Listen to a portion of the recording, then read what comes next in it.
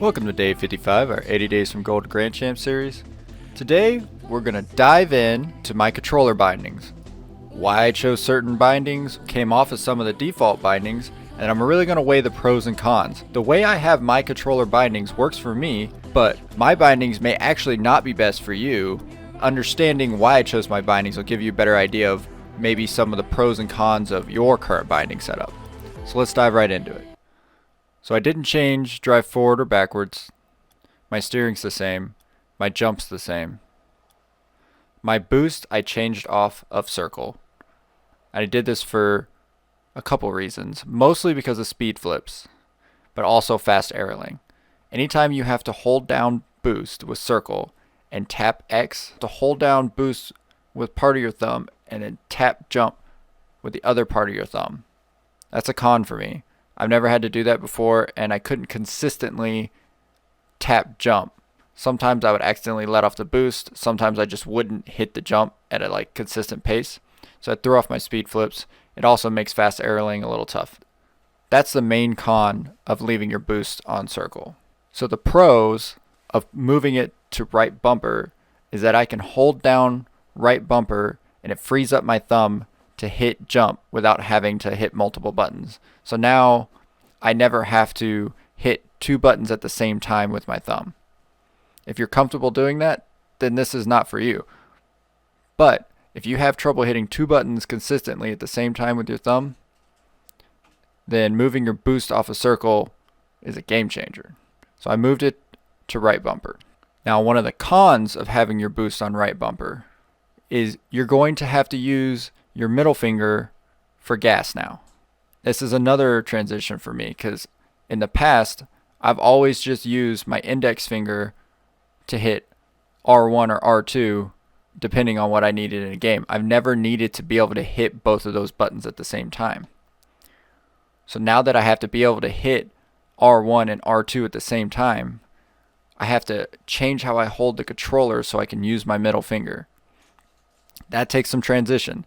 If you're already used to holding the controller that way, then no big deal.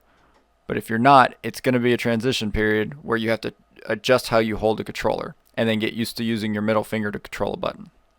So that's part of the downside. We'll get into some other cons as we go through here. So I moved power slide to LB. Again, this is to free up my thumb. Power slide is usually square, so moving it to LB gives me a chance to boost, power slide, jump, all these things without having to use my thumb for multiple buttons. So air roll. Having air roll as LB and having power slide as LB is big for me. Since they're both the same binding, it makes recoveries just slightly easier. That way you can hold air roll as you're falling to correct yourself. And then once you hit the ground, you're still holding it. So now you're holding power slide. It helps me with sideways wave dashes. So when I'm wave dashing sideways, I can hold air roll to tilt my car and then jump into it. While holding air roll, I slide and then I can do it again. So that's the pro of that. The con of that is you're going to have to get used to letting off of it if you don't want to adjust in the air. Because sometimes I'll be in the air and I just want to power slide when I hit the ground, but if I hit it too soon, then I'll start rolling. So you just got to get used to that. Okay, air roll right and air roll left. So I actually have these bound, both of them. I mostly use air roll right. And I mostly do that because I'm more comfortable speed flipping with a diagonal movement of my joystick to the upper right.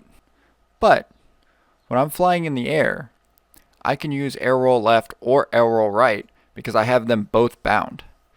And I never need to jump and hold air roll at the same time because I use the traditional speed flip method where you diagonal with your joystick instead of diagonally holding air roll. So having air roll right and air roll left on the four buttons that I use with my thumb doesn't impact my jump button, so I never have to hit them both at the same time. But this way you can have air roll right and air roll left bound, and it makes sense because the right button makes you air roll right and the left button makes you air roll left. But if you ever like to diagonal flip by holding air roll and doing a forward flip, then this will be a con for you because then you'd have to hit two buttons at the same time. And that's really all that I have that's off from the default. My main changes are putting my boost up to RB, moving my air roll down to circle for air roll right and square for air roll left, and then having my power slide and my normal air roll on L1. Let me know down in the comments if any of this helped you. If you have any unique keybinds that maybe I should try out, like and subscribe if you like this content, and I'll see you guys in day 56.